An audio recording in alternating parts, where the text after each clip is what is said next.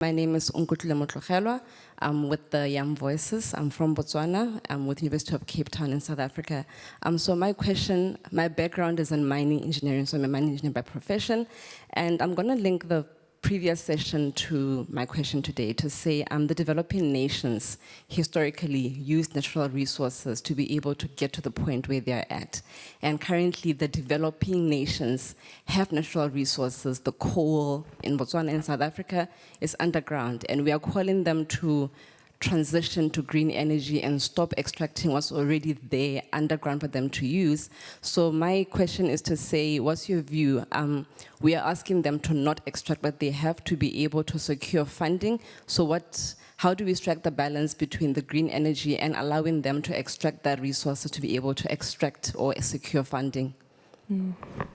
I think this is that just element in the transition. Who would like to take this one? I can, if I may, I can add a few remarks on this general problem of financing for the climate transition. Yes. First, we have to understand that the environment is a global public good. So any investment for improving the sustainability of our environment has positive externalities. And naturally, the definition of an externality is that it's not internalized by private actors. So the problem of financing, it won't be resolved through the decentralized market economy. So we have to focus on two avenues, taxes and finance. Mm-hmm. For the states, the main concern with the international tax architecture is the tax havens. It just went too far. And that's what gave rise to the idea of a global tax solution, which was discussed at the OECD with a steering committee that included about 190 countries, to put a minimum global tax rate of 15% plus a system for redistributing, or a system for distributing the tax revenues that will be collected on multinational corporations. Unfortunately, there's been no progress. It's probably going to die, so the US Congress will likely not approve it. But that's one of the top concerns for states. And on the financing side, so there are three parts: the private sector, the MDBs, and I will put the IMF aside. On the private sector, this is perhaps a question more for Sami.